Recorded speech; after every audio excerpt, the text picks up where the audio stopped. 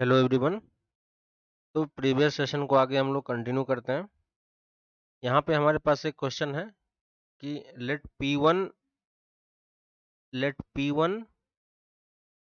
And P2 हमारे पास equations दी हुई है ना। तो late P1 and P2 and P3 be the three planes, then the distance of the plane of intersection of P1 and P2। ठीक है, P1 और P2 के इंटरसेक्शन से हमें जो एक लाइन मिलेगी, क्योंकि दो लाइन का इंटरसेक्शन हमें क्या देगा, एक एक दो लाइन का इंटरसेक्शन हमें एक लाइन की इक्वेशन मिलेगी, है ना। दो प्लेन एक लाइन पे इंटरसेक्ट करता है, तो बोल रहा है उस लाइन से इस P3 प्लेन का हमें डिस्टेंस निकालना है। ठीक है, तो यानी एक्चुअली में क्वेश्चन किस टाइप का है कि हमें लाइन से प्लेन का डिस्टेंस निकालना है, और वो लाइन की इक्वेशन हमें इसने डायरेक्टली दे नहीं रखी है। इसने हमें ये दे रखा है कि दो प्लेन का इंटरसेक्शन से बनने वाला है। तो पहले हम दो प्लेन से बनने वाली लाइन का इक्वेशन निकालते हैं। जो हमारे पास पहला प्लेन दिया हुआ वो क्या है, 2x plus y plus z plus 1 equal to 0। और P2 जो प्लेन है हमारे पास वो है 2x minus y plus z plus 3 equal to 0। ठीक है, तो हमें पहले एक लाइन के जो इंटरसेक्शन होगा दो प्लेन का, ठीक है, उस दो प्लेन जहां पे इंटरसेक्ट करेगा उसके अलोंग हमें एक वेक्टर चाहिए होगा, है कि नहीं। जब हम वेक्टर, क्योंकि ये दो प्लेन जब कट करेगा तो ये इस लाइन पे कट करेगा, है कि नहीं।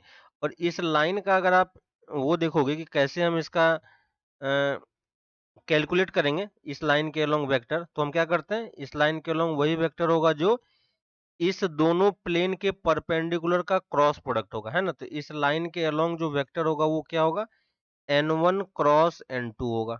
ठीक है, और N1 N2 क्या है हमारे पास, N1 N2 जो है वो नॉर्मल वेक्टर्स है। ठीक है, तो हमारे पास नॉर्मल वेक्टर ऑलरेडी है, तो हम N1 क्रॉस N2 कैलकुलेट कर रहे हैं लाइन के अलोंग वेक्टर। ठीक है, तो क्रॉस प्रोडक्ट हमें कैलकुलेट करना आता है आई जे और के कैप। ठीक है, और नीचे में इसके कंपोनेंट को हम डाल रहे हैं, तो यहाँ पे आ जाएगा 2, यहाँ पे आ जाएगा 1 1, यहाँ पे 2 -1 और ये 1। ठीक है, इस डिटर्मिनेंट को हमें सॉल्व करना है। तो डिटर्मिनेंट सॉल्व करना आता है कि ऊपर वाले फर्स्ट रो के अबाउट अगर ओपन कर देते हैं तो क्या आ जाएगा, आई और ये 2 यहाँ पे जनरेट हो जाएगा। ठीक है, आप कैलकुलेट करके देखो, जे के साथ अगर आप लोगे तो कितना आ जाएगा, 2 - 2 0।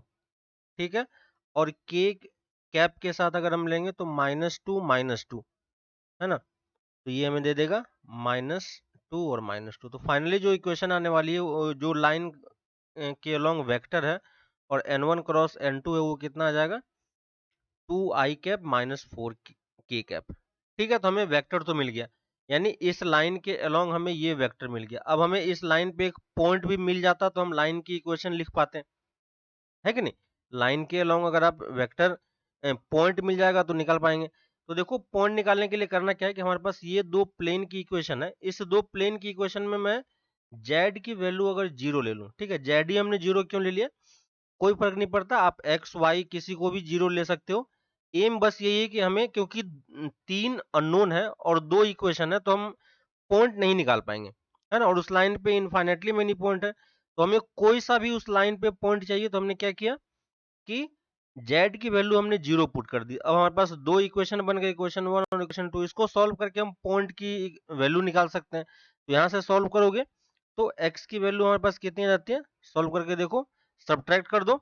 ठीक है, तो x और y आप दोनों निकाल पाओगे। x की वैल्यू आ जाएगी आपके पास, x की वैल्यू आ जाती है -1 एंड y की वैल्यू आ जाती है प्लस का 1। ठीक है, तो जो पॉइंट होगा, पॉइंट हम क्या लिख पाएंगे, पॉइंट ऑन दी लाइन, ये वाली लाइन, है ना। तो इस वाली लाइन पे अगर हम पॉइंट कैलकुलेट करें तो पॉइंट हमें मिल चुका है। तो पॉइंट क्या है हमारे पास जो पॉइंट है हमारे पास -1, 1, 0, क्योंकि हमने जेड को जीरो ले लिया था। और इसके अलोंग जो वेक्टर है वो क्या है, 2i कैप -4 के कैप, है ना। तो हम इस लाइन की इक्वेशन लिख सकते हैं। तो इस तरीके से आप बोल सकते हो इंटरसेक्शन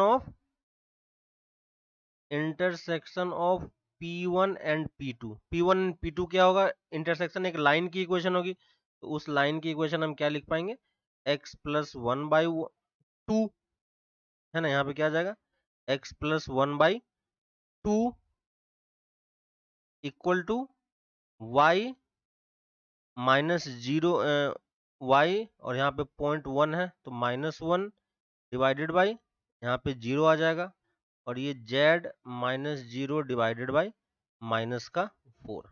ठीक है, ये हमारा वेक्टर हो गया। ठीक है, नीचे से देखो 2 कॉमन है तो यहाँ से आप 2 हटा भी सकते हो, 2 से डिवाइड भी मल्टीप्लाई कर दो तो ये भी इक्वेशन, ये सेम ही चीज है। ठीक है, उस कांस्टेंट से कोई फर्क नहीं पड़ता, तो ये भी लाइन का ही इक्वेशन है।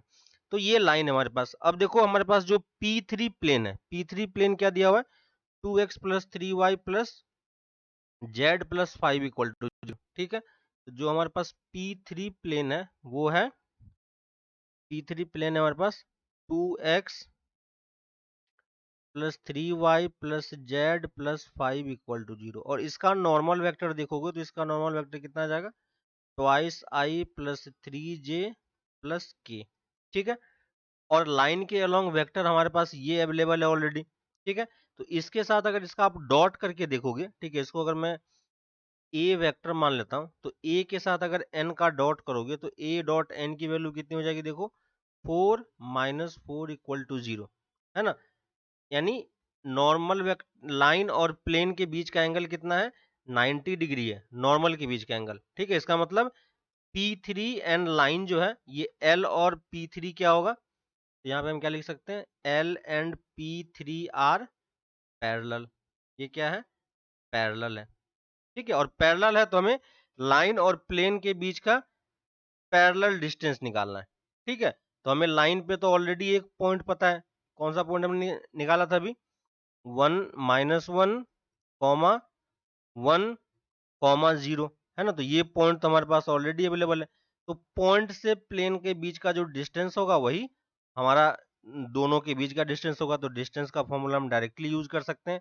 इस वाले पार्ट में पॉइंट की वैल्यू पुट कर दो तो कितना हो जाएगा, -2 plus 3 plus 0 plus 5 divided by coefficient का स्क्वायर, है ना। जिस तरीके से लाइन का पॉइंट से डिस्टेंस निकालते हो, सेम वही फॉर्मूला यहाँ पे भी वैलिड होता है, बस एक एक्स्ट्रा कोऑर्डिनेट यहाँ पे ऐड हो जाता है ना। तो ये वाला पार्ट हो गया, और इसको सॉल्व हम करके निकाल सकते हैं। तो इसको जब आप सॉल्व करोगे यहाँ से आ जाएगा 6 divided by square root of 14। ठीक है, तो यहाँ पे आप कौन सा ऑप्शन मार्क कर पाओगे, 6 square root of 14, B option आप यहाँ पे मार्क कर सकते हो। इजी है, ठीक है। नेक्स्ट क्वेश्चन पे आते हैं। नेक्स्ट है हमारे पास दो पैराबोला दिया हुआ है, parabola P1 C1 and C2 intersect at 2 distinct point. ठीक है, दोनों पैराबोला को अगर आप देखोगे तो एक राइट साइड ओपन हो रहा है, एक लेफ्ट साइड ओपन हो रहा है। ठीक है, और ये इंटरसेक्शन पॉइंट इसके बन रहे हैं क्योंकि सिमेट्रिक है। ठीक है, तो ये भी आप समझ सकते हो कि एक अगर P लोगे तो दूसरा -P हो जाएगा। ठीक है, तो अगर इसके कोऑर्डिनेट को मैं P ले लेता हूं और y कोऑर्डिनेट को Q ले लेता हूं तो इसका जो ये A हो गया, तो B पॉइंट आप सिमेट्री से P, -P चूज कर सकते हैं। ठीक है, दोनों का इंटरसेक्शन पॉइंट निकाला जा सकता है, लेकिन निकालने की जरूरत है नहीं, वो हम चेक करते हैं कि निकालने की अगर जरूरत पड़ेगी तो हम आगे चल के कैलकुलेट करेंगे। ठीक है, बोल रहा है if the slope of tangent at A, ठीक है, अगर इसको मैं C1 बोल देता हूं, इसको मैं C2 बोल देता हूं, तो A पे अगर आप टेंजेंट की इक्वेशन लिखोगे, है ना, स्लोप की बात कर रहा है, तो C1 पे स्लोप का इक्वेशन क्या हो जाएगा, 2y dy by dx equal to 4a, है ना, बाकी 0 हो जाएगा। तो dy by dx at a point कितना हो जाएगा, 4a बाई 2 इंटू वाई, और y की वैल्यू कितनी हो जाएगी, q, है ना, तो यहां से कितना हो जाएगा, ट्वाइस a बाई q। ठीक है, और वैसे ही बोल रहा है C2 पे नॉर्मल का स्लोप। ठीक है, तो नॉर्मल का स्लोप हम कैसे निकालते हैं, तो dy बाई dx का अगर हम माइनस टाइम्स रिवर्स कर देंगे तो क्या हो जाएगा, माइनस dx बाई dy। ठीक है, और ये किसके लिए, C2 कर्व के लिए, इसके लिए। ठीक है, तो इसका डेरिवेटिव करके उसको आप रिवर्स करोगे तो, और वैल्यू पुट करोगे कहां पे, एट पॉइंट B, है ना। तो B पे जब वैल्यू कैलकुलेट करोगे तो ये कितना आ जाता है, 2 बाई, इसको कैलकुलेट करोगे तो कितना आ जाएगा, Q बाई ट्वाइस A, है ना। तो ये हमारे पास दो पॉइंट आ गए, दोनों स्लोप आ गया, और ये दोनों स्लोप क्या बोल रहा है, स्लोप्स आर सेम यानी इक्वल है, तो हम इसको इक्वेट कर देंगे। ठीक है, तो यहाँ से कितना आ जाएगा, twice A by Q equal to Q by twice A, है ना। और इसको हम वैल्यू कितना लिख सकते हैं, q square equal to 4a square. ठीक है, तो ये हमारे पास रिलेशन आ गया। और दूसरी चीज कि अगर आप देखोगे कि ये P और Q पॉइंट जो वो कहाँ पे लाई कर रहा है, वो इक्वेशन में भी लाई कर रहा है ना, क्योंकि इलिप्स पैराबोला पे भी लाई कर रहा है ये P और Q पॉइंट। तो P और Q पॉइंट की वैल्यू अगर आप यहाँ पे पुट करोगे तो पहले वाले इक्वेशन से देखो कितना आ जाएगा, ये कितना दे देगा हमें, q square equal to 4a into x minus p, है ना, ये आ जाएगा। और दूसरे वाले से यहाँ से कितना आ जाएगा, q square equal to -4a into x minus p, minus minus plus p, है ना। अब यहाँ से देखो, सॉरी ये x माइनस के है, ये p इधर आ जाएगा, तो ये हो जाएगा p माइनस, है ना, यहाँ पे ये हमारे पास p माइनस ए आ गया। ठीक है, तो ये p माइनस ए हो जाएगा, और यहाँ पे माइनस p, है ना, x की वैल्यू p ही है, तो p माइनस के आ जाएगा। ठीक है, दोनों तरफ से अगर हम इक्वेट कर देंगे, है ना, दोनों तरफ से आप इक्वेट कर सकते हो, तो क्यू स्क्वायर कैंसिल हो जाएगा, क्यू स्क्वायर कैंसिल हो जाएगा, क्यू स्क्वायर कैंसिल हो जाएगा, तो यहाँ से कितना आ जाएगा, 4a into P minus A equal to minus a into P minus q. ठीक है, यहाँ से 4a कैंसिल हो जाएगा, यहाँ से कितना आ जाएगा, p minus A equal to minus P plus A, है ना। और यहाँ से हम p निकाल सकते हैं, तो p की वैल्यू कितनी आ जाएगी, a प्लस के बाई 2। तो हमारे पास एक रिलेशन ये भी हमारे पास अवेलेबल है ना। तो p की वैल्यू हमारे पास अवेलेबल है। अब p की वैल्यू देखो, अब ये बोल रहा है कि इस दोनों वैल्यू को अगर मैं इक्वेशन 1 इस वाले इक्वेशन में पुट कर देते हैं, ठीक है, किसी भी इक्वेशन में पुट कर दो, क्यू स्क्वायर की वैल्यू हमारे पास आ चुकी है और p की वैल्यू हमें ऑलरेडी अवेलेबल है। ठीक ना, तो किसी भी इक्वेशन में आप पुट कर दो, मान लो इस वाले इक्वेशन में पुट कर देते हैं, है ना। तो ये देखो, ये इक्वेशन हमारा बन जाएगा, दो इक्वेशन हमारे पास आ गए। ठीक है, तो यहाँ पे देखो, इस वाले में अगर मैं पुट करता हूँ, क्योंकि हमें k की वैल्यू चाहिए, है ना, हमें बोल रहा है find the value of k, तो इस वाले इक्वेशन में मैं p और q की वैल्यू पुट कर देता हूँ। ठीक है, तो इक्वेशन हमारे पास क्या है, Q square equal to -4a, ठीक है, और पॉजिटिव वाला ले लो, कोई फर्क नहीं पड़ता, 4a इंटू इस वाले इक्वेशन में पुट कर रहा हूँ मैं, इस वाले क्वेश्चन में, क्योंकि इसमें पॉजिटिव है, नेगेटिव को डील नहीं करना पड़ेगा, तो 4a इंटू पी माइनस ए है। ठीक है, तो Q square 4a into P minus A, Q की वैल्यू क्या पुट करेंगे, 4a square equal to 4a, और p की वैल्यू हमारे पास कितनी है, a प्लस के बाई 2 माइनस ए। ठीक है, यहाँ से देखो टर्म कुछ कैंसिल हो जाएगा, a से a कैंसिल हो गया, है ना, तो इस इक्वेशन को हम सॉल्व कर सकते हैं। तो यहाँ से कितना आ जाएगा, ट्वाइस a, और क्रॉस मल्टीप्लाई कर दो, twice A equal to A plus K minus twice A, है ना। तो इसको सॉल्व करके हम के की वैल्यू निकाल सकते हैं, तो के की वैल्यू यहाँ से कितनी आ जाएगी, थ्राइस ए, है ना। तो के की वैल्यू हम क्या मार्क कर सकते हैं, तो के की वैल्यू इसने पूछा है, तो के की वैल्यू हम यहाँ पे थ्राइस ए लिख सकते हैं। ठीक है, नेक्स्ट क्वेश्चन पे आते हैं। नेक्स्ट हमारे पास P Q R the 3 statement, और हमें इसका इक्विवेलेंट पूछा है, और फिर से एंड और के टर्म में, तो P इम्प्लाइज Q और इम्प्लाइज R है, तो P इम्प्लाइज Q किसके इक्वल होगा, नॉट P और Q। ठीक है, और ये इम्प्लाइज R के हैं, और ये पूरा इम्प्लीकेशन किसके इक्वल होगा, नॉट ऑफ नॉट P और Q, है ना, और इसके साथ और R के इक्वल होगा। ठीक है, इसको सॉल्व कर लेते हैं, तो ये कितना दे देगा, P एंड नॉट Q और R। ठीक है, और यहाँ पे डिस्ट्रीब्यूटिव अप्लाई कर लो, तो P और R एंड नॉट Q और R, है ना, नॉट Q और R। तो ये आपका सिंपल सा है, बस उसको एंड और में कन्वर्ट करना है। तो कौन सा ऑप्शन मैच कर जाएगा, P और R and Q, B option आपका यहाँ पे देखो मैच कर रहा है। ठीक है, तो बी क्वेश्चन आप, बी आंसर आप यहाँ पे मार्क कर सकते हो। ठीक है, नेक्स्ट पे आते हैं। नेक्स्ट हमारे पास बोल रहा है two side of a rectangle of area 20 square unit are along these two line. ठीक है, दो लाइन हमें दिया हुआ है और बोल रहा है कि वो स्क्वायर फॉर्म कर रहा है। ठीक है, तो हम इस तरीके से जूम कर लेते हैं कि ये हमारे पास एक स्क्वायर है और इसके दो साइड के अलोंग का हमें इक्वेशन दिया हुआ है। तो इस साइड के अलोंग का इक्वेशन हम मान लेते हैं x plus Y equal to 2। ठीक है, और इस साइड का इक्वेशन हम मान लेते हैं x इक्वल टू वाई। ठीक है, तो ये इंटरसेक्शन पॉइंट निकाला जा सकता है लेकिन उसकी जरूरत नहीं है। बोल रहा है हमें locus of the point of intersection of diagonals. तो डायगोनल्स को अगर आप ड्रॉ करोगे तो ये डायगोनल्स किसी एक पॉइंट पे कट करेगा। ठीक है, इस पॉइंट को मान लेते हैं h कोमा के, हमें इसी का लोकस निकालना है और बाद में h कोमा के को हम क्या रिप्लेस कर देंगे, x कोमा वाई से। ठीक है, अब ये बोल रहा है कि इसका हमें लोकस निकालना है। तो देखो इस लाइन की इक्वेशन हमें पता है, इस लाइन की इक्वेशन पता है। ठीक है, अगर आप यहाँ से परपेंडिकुलर ड्रॉ करो इस पॉइंट से, इंटरसेक्शन पॉइंट से, तो ये दोनों डिस्टेंस आपस में इक्वल होगा कि नहीं। और इस तरीके से देखोगे तो ये अपने आप में क्या फॉर्म कर रहा है, ये अपने आप में एक स्क्वायर फॉर्म कर रहा है। ठीक है, तो और इस तरीके से आप चारों साइड अगर ड्रॉ करोगे तो आपके पास टोटल कितने स्क्वायर बनेंगे, 4 स्क्वायर बनेंगे। तो ये जो बड़ा वाला स्क्वायर है, ये स्क्वायर का एरिया और ये छोटे वाले स्क्वायर का एरिया, छोटे वाले स्क्वायर का एरिया इक्वली डिवाइड होगा, है ना। तो अगर मैं इस वाले स्क्वायर की बात करता हूँ, ये वाला स्क्वायर, तो ये पॉइंट अगर मैं ए मान लेता हूँ, ये पॉइंट बी है, पी है, ये बी है और ये सी है। ठीक है, तो अगर मैं एरिया की बात करूं, area of square, area of square A P B C, ये कितना हो जाएगा, टोटल एरिया हमें 20 पता है, अगर इसको हम 4 से डिवाइड कर दें तो हमें इस वाला एरिया मिल जाएगा। ठीक है, और इस वाले का एरिया निकालने के लिए हमें इस लाइन की इक्वेशन पता है ना।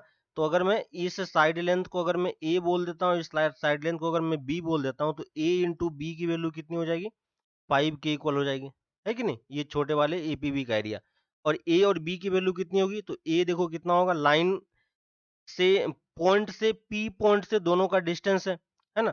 तो इसको हम क्या बोल सकते हैं, P A into P B, है ना। तो आप ये भी बोल सकते हो P A into P B equal to A into B equal to 5, है ना। तो पी ए और पी बी से हमें काम है, पी ए की वैल्यू कैसे निकालेंगे, पॉइंट से लाइन का डिस्टेंस। ठीक है, तो वो निकालना इजी है। तो पॉइंट पहले वाले लाइन का इक्वेशन क्या हो जाएगा, H plus K -2 divided by square root of 2, और डिस्टेंस है तो मॉड ले लिया, और दूसरा डिस्टेंस क्या है हमारे पास, y माइनस एच माइनस के का। ठीक है, तो ये क्या हो जाएगा, h माइनस के डिवाइडेड बाई √2, यहाँ पे भी आ जाएगा, और ये वैल्यू किसकी इक्वल हो जाएगी, 5 के।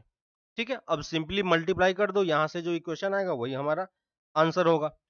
ठीक है, तो यहाँ से वैल्यू कितनी हो जाएगी, x प्लस के -2 का मॉड, और यहाँ पे कितना दे देगा, h माइनस के का मॉड इक्वल टू 10, है ना। ये चीज क्या दे देगा, 10 दे देगा। यहाँ पे देखो 1 को थोड़ा सा इसको एडजस्ट कर लेते हैं, तो इसको हम h माइनस 1 भी लिख सकते हैं, प्लस k माइनस 1 भी लिखा जा सकता है इसी चीज को। ठीक है, और यहाँ पे भी सेम चीज आप अप्लाई कर सकते हो, इसमें भी आप क्या लिख पाओगे, h minus 1 minus times k minus 1। ठीक है, सिंप्लीफिकेशन का तरीका है और कुछ नहीं, सिंपल आप मल्टीप्लाई भी कर सकते हो, कोई दिक्कत नहीं। यहाँ से ये करने से फायदा ये हो गया कि ये ए स्क्वायर माइनस बी स्क्वायर का फॉर्मेट दिख रहा है ना। तो इसको हम ये लिख सकते हैं, एच माइनस ए का होल स्क्वायर, के माइनस ए का होल स्क्वायर, और टोटल का मॉड है इक्वल टू 10 के इक्वल, है ना। और यहाँ से आपके पास दो इक्वेशन आ जाएगा। पहला इक्वेशन क्या हो जाएगा, अब एक्स वाई में हम रिप्लेस कर सकते हैं, तो x माइनस वाई का, x माइनस 1 का होल स्क्वायर, y माइनस 1 का whole square equal to plus minus का 10। ठीक है, मॉड को ओपन कर दिया, तो ये एक्चुअली में किस चीज का इक्वेशन है, ये हाइपरबोला का इक्वेशन होता है। ठीक है, तो ये हमारे पास हाइपरबोला का, हमसे पूछा क्या, pair of ellipse, pair of straight line तो नहीं है, हाइपरबोला है, और उसकी एसेंट्रिसिटी हमसे पूछा इसने। ठीक है, तो पेयर ऑफ हाइपरबोला तो आपको दिख रहा है कि दो हाइपरबोला आ रहा है, और इसकी एसेंट्रिसिटी क्यों हो जाएगी, क्योंकि जो डिनोमिनेटर में ए स्क्वायर माइनस बी, ए स्क्वायर और बी स्क्वायर होता है वो दोनों सेम है ना। तो ई की वैल्यू आपको याद होगी, ई कितना होता है, square root of 1 plus B square by A square, है ना। और ये दोनों इक्वल है तो वैल्यू 1 हो गई, तो ई की वैल्यू कितनी आ जाएगी, ई की वैल्यू आप डायरेक्टली √2 बता सकते हो, है ना। तो एलिप्स हाइपरबोला तो होगा ही, लेकिन एसेंट्रिसिटी हमारे पास कितनी आ जाएगी, एसेंट्रिसिटी हैविंग √2। ठीक है, तो ये वाला यहाँ पे सही कर लो, ये √2 हो जाएगा। ठीक है, ऑप्शन में मिस्टेक थी, तो ये डी ऑप्शन आप यहाँ पे मार्क कर सकते हो। ठीक है, तो ये हमारे पास ये क्वेश्चन सॉल्व हो गया। नेक्स्ट पे आते हैं। नेक्स्ट है हमारे पास वेक्टर्स हमें दिया हुआ है। ठीक है, ट्वाइस ए प्लस, है ना, हमारे पास ये twice A equal to B cross C plus twice B vector. ठीक है, और ए बी सी सब ये इसने क्या दे रखा है, यूनिट वेक्टर है, तो सबकी मॉड की वैल्यू कितनी हो जाएगी, 1 हो जाएगी। और हमसे इसकी ऑल पॉसिबल वैल्यू पूछी किसी होगी, उसका सम निकालना है। ठीक है, तो पहले देखो, अगर इस इक्वेशन को हम बी के साथ डॉट लेते हैं तो ये कितना हो जाएगा, 2 times A dot B equal to, B के साथ डॉट लोगे तो ये वाला पार्ट 0 दे देगा, और यहाँ से कितना आ जाएगा, 2 मॉड बी का स्क्वायर। मॉड बी क्योंकि पॉजिटिव है तो ये वैल्यू कितनी आ गई, 2 के इक्वल। तो हम यहाँ से क्या बोल सकते हैं, A dot B equal to 1 आ जाएगा। और इसको अगर हम फिर से ओपन करेंगे तो ये कितना दे देगा, A dot B cos theta equal to 1, ये वैल्यू भी 1 है, तो यहाँ से कॉस थीटा कितना हो जाएगा, यहाँ से कॉस थीटा की वैल्यू कितनी हो जाएगी, कॉस थीटा की वैल्यू यहाँ से 1 के इक्वल आ जाएगी, है ना। तो यहाँ से हम थीटा कितना बता सकते हैं, थीटा की वैल्यू 0 आ जाएगी। थीटा की वैल्यू 0 है, मॉड ए मॉड बी है, तो इसका मतलब ए और बी वेक्टर आपस में क्या होंगे, ए एंड बी वेक्टर आपस में इक्वल होंगे, है ना। और ए और बी वेक्टर अगर आपस में इक्वल होगा तो यहाँ से आप क्या बता सकते हो, है ना, ए और बी वेक्टर अगर आपस में इक्वल हो जाएगा तो यहाँ से आप क्या बता सकते हो कि ये देखो ये दोनों इक्वल हो गया, इसका मतलब बी क्रॉस सी की वैल्यू भी कितनी हो जाएगी, 0 हो जाएगी। और अगर बी क्रॉस सी 0 है, इसका मतलब दो ही पॉसिबिलिटी है, यहाँ से दो पॉसिबिलिटी बनती है, या तो बी इक्वल टू सी के इक्वल है या बी इक्वल टू माइनस सी के इक्वल है ना, क्योंकि एंगल इसके बीच में कितना हो जाएगा, या तो 0 डिग्री या फिर पाई डिग्री, है ना। तो ये पॉसिबिलिटी क्यों ऐसा हो रहा है, क्योंकि ए बी और सी क्या है, यूनिट वेक्टर है ना। तो ये हमारे पास 3 कंडीशन आएगा, और इसके लिए बेसिस पे हम इसकी वैल्यू कैलकुलेट कर सकते हैं। हमारे पास क्या है, thrice A vector plus 4b plus 5c, है ना। अब देखो ए और बी तो आपस में इक्वल है, तो इसको हम क्या लिख पाएंगे, ये दोनों मिलके दे देगा 7a वेक्टर, है ना, 7a प्लस 5c। ठीक है, और ए की जगह पे बी यूज कर लो, कोई दिक्कत नहीं है, 7b प्लस 5c। और देखो एक बार अगर बी और सी इक्वल होगा तो यहाँ से हम इसकी वैल्यू कितनी बता सकते हैं, 12 हो जाएगा, अगर B vector equal to C vector है। और इसी की वैल्यू किसकी इक्वल हो जाएगी, 2 के इक्वल हो जाएगी, अगर B vector equal to minus C vector. तो इसकी दो पॉसिबिलिटी हमारे पास आ गई, 12 एंड 2, है ना। और 12 एंड 2 है तो हम यहाँ पे क्या बोल सकते हैं, दोनों का सम कितना हो जाएगा, 14, है ना। तो ऑल पॉसिबल वैल्यूज का सम कितना आ जाएगा, 14 आप यहाँ पे मार्क कर सकते हो। ठीक है, नेक्स्ट क्वेश्चन पे आते हैं। नेक्स्ट है हमारे पास कंडीशन दिया हुआ है, F of 1 plus X equal to F of 1 minus X दे रखा है। ठीक से, और हमसे इसने इंटीग्रेशन की वैल्यू पूछी है। इंटीग्रेशन है -7 to 9 F of x divided by F of X plus F of twice minus x D x. ठीक है, प्रॉपर्टी यूज करते हैं ए प्लस बी माइनस एक्स वाला, तो ये वैल्यू कितनी हो जाएगी, -7 से यूज करोगे तो ये कितना दे देगा, एफ ऑफ 2 आ जाएगा, तो 2 minus X divided by F of 2 minus X plus F of X D X आ जाएगा, है कि नहीं, ये चीज आ जाएगी हमारे पास। और यहाँ पे आप अगर देखोगे तो अगर मैं इन दोनों को ऐड कर देता हूँ, आपको पता है कि ये प्रॉपर्टियां लगाने के बाद हम इसको ऐड करते हैं, इसको ऐड करोगे तो क्या आ जाएगा, -7 to 9, और ऐड करोगे तो देखो नीचे वाला पार्ट तो दोनों का सेम है ना, नीचे वाले पार्ट में कोई प्रॉब्लम नहीं है।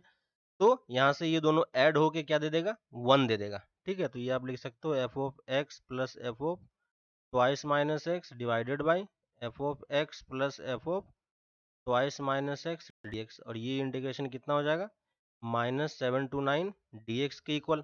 ठीक है, और इसको सॉल्व करोगे तो कितना आ जाएगा, एक्स -7 to 9, तो ये कितना दे देगा, 9 + 7, है ना। तो ट्वाइस आई की वैल्यू कितनी आ गई, ट्वाइस आई की वैल्यू आ गई 16, तो आई कितना आ जाएगा, आई की वैल्यू आप 8 मार्क कर सकते हो। ठीक है, तो कौन सा ऑप्शन हो जाएगा, सी ऑप्शन आपका यहाँ पे इजिली मार्क हो जाएगा। ठीक है, 7th पे आते हैं, नेक्स्ट क्वेश्चन पे। If F X is a real valued function such that, यहाँ पे एफ होगा, ठीक है, F of X plus 6 minus F of X plus 3 plus F of X equal to 0 हमें दे रखा है। तो हमसे पूछा है कि पीरियड ऑफ एफ एक्स क्या होगा। आपको याद है कि पीरियड ऑफ एफ एक्स हम कैसे निकालते हैं, अगर एक्स की जगह पे आप एक्स प्लस टी पुट करो और फिर से हमें एफ एक्स मिल जाए तो इसका हम पीरियड कितना बोलते हैं, टी बोलते हैं इस फंक्शन का पीरियड। ठीक है, हमको इस फंक्शन को सेम उसी फॉर्मेट में कन्वर्ट करना है। तो पहली चीज तो हमें दिख रही है कि यहाँ पे 3 टर्म है, तो हमें इसे किसी तरीके से रिड्यूस करके फिर से लिखना है। ठीक है, तो अगर मैं यहाँ पे x की जगह पे x प्लस 3 से रिप्लेस करूं तो ये कितना बन जाएगा, एफ ऑफ एक्स प्लस 9, ये कितना दे देगा, minus F of X plus 6, और ये कितना हो जाएगा, एफ ऑफ एक्स प्लस 3। ठीक है, जहां जहां x था वहां पे हमने इसको x प्लस 3 से रिप्लेस किया। इससे फायदा क्या हो गया कि अगर आप इसको दोनों को ऐड कर दोगे तो ऐड करने से कितना आ जाएगा, एफ ऑफ एक्स प्लस 9, ठीक है, एफ ऑफ एक्स प्लस 9, ये देखो ये दोनों टर्म कैंसिल हो जाएगा, ये दोनों टर्म कैंसिल हो जाएगा, और यहाँ से कितना आ जाएगा, plus F of X equal to 0। ठीक है, तो ये हमारे पास एक इक्वेशन आ गई। लेकिन अभी भी हमारा इक्वेशन सॉल्व हुआ नहीं है ना, क्योंकि हमें ये राइट हैंड साइड में चाहिए और दोनों पॉजिटिव चाहिए होगा, है ना। तो यहाँ से आप क्या बोल सकते हो, एफ ऑफ एक्स प्लस 9 की वैल्यू किसकी इक्वल हो जाएगी, minus times F of x की इक्वल। तो यहाँ से हम पीरियड नहीं निकाल सकते, तो यहाँ पे हम एक्स की जगह पे फिर से रिप्लेस कर रहे हैं, एक्स की जगह पे फिर से मैं रिप्लेस कर रहा हूँ एक्स प्लस 9 से। ठीक है, तो ये कितना दे देगा, X plus 18 equal to minus times F of X plus 9, और एफ ऑफ एक्स प्लस 9 की वैल्यू हमें ऑलरेडी दी हुई है ना, तो माइनस माइनस प्लस का ये एफ ऑफ एक्स दे देगा, है ना। तो देखो यहाँ से अब हमारे पास रिलेशन आ गया, F of X plus 18 equal to F of X, है ना। तो यहाँ से हम t की वैल्यू कितनी बोल सकते हैं, t हमारा 18 हो गया, है ना। तो इस फंक्शन का पीरियड कितने का होगा, इस फंक्शन का पीरियड 18 का होगा। ठीक है, निकाल सकते हो, कोई प्रॉब्लम नहीं है। नेक्स्ट पे आते हैं, नेक्स्ट हमारे पास ये लिमिट कैलकुलेट करनी है, limit of x tending to 0 tan square of 3x divided by root of 5 हमें दे रखा है minus root of 4 plus sec x। ठीक है, यहाँ पे x होगा, sec x होगा। ठीक है, x टेंडिंग टू 0 पुट करोगे तो ये चीज आपको दिख रही है कि ये 0/0 फॉर्मेट बन रहा है ना। तो ये कौन से फॉर्मेट का है, 0/0 फॉर्मेट का है। रूट का टर्म हमें दिख रहा है तो हम पहले रेशनलाइज करेंगे। ठीक है, तो इसको हम रेशनलाइज करोगे तो कितना आ जाएगा, ऊपर वाला टर्म तो यही रह जाएगा, नीचे वाला टर्म ऊपर पहुंच जाएगा, तो ये रूट 5 सेक एक्स ऊपर आ जाएगा।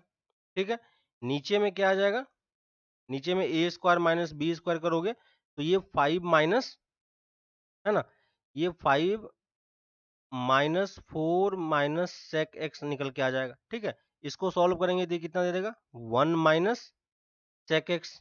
ठीक है, सेक एक्स को हम कॉस में कन्वर्ट कर लेंगे तो ये कितना हो जाएगा, cos x minus 1 by cos. तो कॉस को मैं फिर यहाँ से ऊपर लेके चले जा रहा हूँ, ये नीचे वाला टर्म हो गया ऊपर में।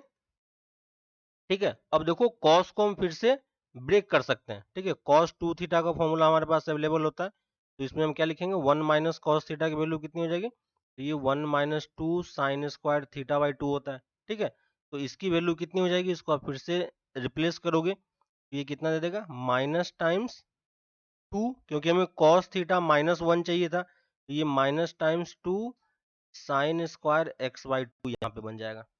ठीक है, और अब देखो ऊपर में 3x टेन स्क्वायर 3x है। ठीक है, तो अगर मैं 3x के होल स्क्वायर से मल्टीप्लाई डिवाइड कर दूं, ठीक है, 3x के होल स्क्वायर से मल्टीप्लाई डिवाइड कर दूं तो यहाँ पे हमें 3x ऊपर में भी लिखना होगा, है कि नहीं। नीचे में x बाई 2 है ना, तो यहाँ पे मैं x बाई 2 के होल स्क्वायर से मल्टीप्लाई डिवाइड कर रहा हूँ। ठीक है, x बाई 2 के होल स्क्वायर से मल्टीप्लाई डिवाइड कर रहा हूँ, तो यहाँ पे कितना आ जाएगा, एक्स स्क्वायर बाई 4, है ना। यहाँ पे ये कितना दे देगा, 9x स्क्वायर हो जाएगा, ये 9x स्क्वायर हो गया। ठीक है, तो सारा टर्म आपको दिख रहा है, आप अब इस चीज को सॉल्व कर सकते हो। ठीक है, तो ये पूरा टर्म हमारा मल्टीप्लीकेशन में। अब देखो यहाँ से एक्स स्क्वायर से एक्स स्क्वायर कैंसिल हो गया, ये कंप्लीट वैल्यू 1 के इक्वल हो गई, ये वाला पार्ट 1 के इक्वल हो गया, इस वाले पार्ट में कोई प्रॉब्लम नहीं है, कॉस वाले पार्ट को हम लिमिट में कैलकुलेट कर सकते हैं। ठीक है, तो अब हमारा सब कुछ हो चुका है ना। तो अब यहाँ पे अब डायरेक्टली इस लिमिट की वैल्यू कितनी हो जाएगी, ऊपर वाला हमें कितना दे देगा, ये एक तो 9 ऊपर आ गया, ठीक है, ये 4 ऊपर चला जाएगा, है ना, नीचे वाला एक 4 हमारे पास जनरेट हो रहा है, तो इस 4 को हम ऊपर लेके जा सकते हैं। ठीक है, नीचे एक 2 का टर्म बचेगा, -2 का टर्म यहाँ पे है। ठीक है, ये स्क्वायर था, ये -2 का टर्म हमारे पास यहाँ पे दिख रहा था, तो डिवीजन में एक -2 का भी टर्म आएगा। ठीक ना, ये 4 ऊपर चला जाएगा और यहाँ पे 2√5 का टर्म आएगा। ठीक है, तो यहाँ से ये कैंसिल हो जाएगा, तो कितना आ जाएगा आंसर हमारा, -36√5, है ना, कितना आ जाएगा, -36√5। तो कौन सा ऑप्शन आप मार्क कर सकते हो, डी ऑप्शन आप यहाँ पे इजिली मार्क कर सकते हो। ठीक है, नेक्स्ट क्वेश्चन पे आते हैं। नेक्स्ट है हमारे पास एक क्वाड्रेटिक इक्वेशन दिया हुआ है एक्स में, और इसका बोल रहा है कि मोर देन 2 रूट्स हैं। ठीक है, किसी भी क्वाड्रेटिक इक्वेशन के अगर मोर देन 2 रूट्स हो जाते हैं, ax square plus B X plus C के, क्योंकि इसके मैक्सिमम 2 ही रूट हो सकते हैं, लेकिन अगर ये बोल रहा है कि इसके मोर देन 2 रूट्स हैं, इसका मतलब क्या होगा, ये जो क्वाड्रेटिक होगा ये क्या होगा, आइडेंटिटी हो जाएगा, है ना, ये क्या हो जाएगा, आइडेंटिटी हो जाएगा। और आइडेंटिटी होने का मतलब क्या हो गया कि कोफिशिएंट सारे इक्वल टू 0 हो जाएंगे। ठीक है, तो हमें यहाँ पे करना क्या होगा, cos 3 theta plus 1 equal to 0, 2 cos 2 theta minus 1 equal to 0 and 1 minus cos theta equal to 0। ठीक है, तो यहाँ से हमारे पास इक्वेशन आ गए, cos 3 theta equal to -1, cos 2 theta equal to half and cos theta equal to 1। ठीक है, अब आपको एक ऐसा थीटा खोजना है, ठीक है, ये कंडीशन एंड के साथ है, और के साथ नहीं है। ठीक है, यानी आपको ऐसा कंडीशन खोजना है जो यानी ऐसा थीटा आपको खोजना है जो तीनों को एक साथ सेटिस्फाई करे, है ना, तीनों को एक साथ सेटिस्फाई करें। तो आप तीनों का अलग अलग सॉल्यूशन निकाल सकते हो, है ना, आप चेक कर सकते हो। तो यहाँ से आपको कोई भी एक यूनिक वैल्यू आपको कभी भी नहीं मिलेगी, है ना, यहाँ से आपको अलग सॉल्यूशन मिलेगा, यहाँ से अलग सॉल्यूशन मिलेगा, यहाँ से अलग मिलेगा, तो तीनों से कोई भी यूनिक सॉल्यूशन आपको नहीं मिलेगी। तो कोई भी थीटा ऐसा नहीं होगा जिसके लिए इसके मोर देन 2 रूट्स हो। ठीक है, तो कौन सा ऑप्शन आप मार्क कर सकते हो, नो वैल्यू ऑफ थीटा आपका यहाँ पे आंसर हो जाएगा। ठीक है, तो ये चीज ध्यान रखना है कि यहाँ से जो भी सॉल्यूशन आना चाहिए वो थीटा क्या होना चाहिए, कॉमन थीटा होना चाहिए, है ना, थीटा यहाँ पे कॉमन होना चाहिए जो तीनों को एक साथ सेटिस्फाई करे, और यहाँ पे हमें वैसा कुछ नहीं मिल रहा है तो हम नो वैल्यू ऑफ थीटा बोल सकते हैं। ठीक है, नेक्स्ट पे आते हैं। नेक्स्ट है हमारे पास 3 नंबर दिए हुए हैं एलएन में, और बोल रहा है कि फर्स्ट 3 टर्म ऑफ एपी है, हमें फोर्थ टर्म निकालना है। ठीक है, तो इस चीज को अगर आप देखोगे तो पहला वाला क्या है, ln of 2x square minus 5, ln of x square minus 1, और तीसरा है ln of x square minus 3, और ये तीनों टर्म क्या है, एपी में है। तो पहले तो हमें ये देखना पड़ेगा कि हमारा लॉग डिफाइन है कि नहीं। तो पहला वाला ये वाला टर्म क्या होना चाहिए, पॉजिटिव, ये टर्म पॉजिटिव और ये टर्म पॉजिटिव, है ना। तो यहाँ से पहला क्या हो जाएगा, एक्स स्क्वायर की value greater than 5/2, x square की वैल्यू ग्रेटर देन 1 और एक्स स्क्वायर की वैल्यू ग्रेटर देन 3, है ना। तो ओवरऑल अगर आप चेक करोगे तो एक्स स्क्वायर की वैल्यू हमें क्या लेनी है, ग्रेटर देन 3 लेनी, इसके लिए आपका लॉग डिफाइन है। ठीक है, तो हमारा जो भी आंसर आएगा वो इसके अंदर में लाई करना चाहिए। अभी क्योंकि ये एपी में दिया हुआ तो हम कंडीशन अप्लाई कर सकते हैं। तो ये क्या हो जाएगा, ln 2 times ln of X square equal to ln of 2x square minus 5 plus ln of X square minus 3। ठीक है, और यहाँ से दोनों साइड को कंपेयर करोगे तो ये क्या हो जाएगा, x माइनस 1 का whole square equal to 2x square minus 5 into X square minus 3। ठीक है, इसको आप ओपन कर दो, यहाँ से कितना आ जाएगा, x to the power 4 plus 1 minus 2x square, और यहाँ से कितना हो जाएगा, 2x to the power 4 minus 6x square minus 5x square plus 15। ठीक है, ये हमारे पास आ गया, और इसको जब आप सॉल्व करोगे तो कितना आ जाएगा, x to the power 4 minus 9x plus 14। ठीक है, यहाँ से आप चेक करोगे तो जो एक्स स्क्वायर का टर्म है वो आपका एक्स स्क्वायर का टर्म यहाँ से है ना, तो ये एक बार चेक कर लो कितना आ रहा है। तो ये एक्स टू द पावर 4 का टर्म आ जाएगा, है ना। इसको आप सॉल्व करो, 2x टू द पावर 4, है ना। तो ये इस तरफ आके कितना दे देगा, ये इसको इस तरफ लेके चले जाओ, तो यहाँ से आ जाएगा x टू द पावर 4, ठीक है। यहाँ से 1 इस तरफ है और ये 14 है, तो इस तरफ जाके ये प्लस में 14 में दे देगा, ठीक है। और एक्स स्क्वायर की अगर हम बात करें तो ये कितना आ जाएगा, 6 प्लस 5 11 प्लस 2, ये उधर जाके प्लस में दे देगा, तो ये प्लस का 9 का एक्स स्क्वायर इक्वल टू 0, ठीक है। तो यहाँ से आपके पास जो इक्वेशन बनेगी X to the power 4 plus 9x square plus 14 equal to 0, है ना। और यहाँ से आपको फैक्टर दिख रहा होगा, यहाँ से हम क्या बोल सकते हैं, एक्स स्क्वायर 9x स्क्वायर आपका माइनस में आ जाएगा, ठीक है, ये माइनस हो जाएगा। तो यहाँ से आपके पास फैक्टर आ जाएगा 7x square minus 7 into X square minus 2 equal to 0, ठीक है। तो एक्स स्क्वायर की कौन सी वैल्यू है, 2 एंड एक्स स्क्वायर की वैल्यू 7 आ रही है। ये वाली वैल्यू हम नहीं लेंगे क्योंकि हमने देखा था स्टार्टिंग में कि एक्स स्क्वायर हमारा क्या होना चाहिए, ग्रेटर देन 3 होना चाहिए, ठीक है। तो ये वाला नहीं होगा हमारा, ये वाला आंसर हो जाएगा, ठीक है। तो एक्स स्क्वायर की वैल्यू हमारे पास कितनी आ गई, 7 आ गई। एक्स स्क्वायर की वैल्यू आप इसमें पुट कर दो, ठीक है। तो इसमें पुट करोगे तो आपके पास जो नंबर्स हैं 3 कॉन्जुगेटिव नंबर्स वो क्या आ जाएंगे, तो ये आ जाएगा एक्स स्क्वायर की वैल्यू हमें 7 पुट करनी है, तो कितना दे देगा 14 माइनस 5, है ना। तो ये ln 9 दे देगा, दूसरा वाला ln 6 दे देगा और तीसरा वाला ln 4 दे देगा।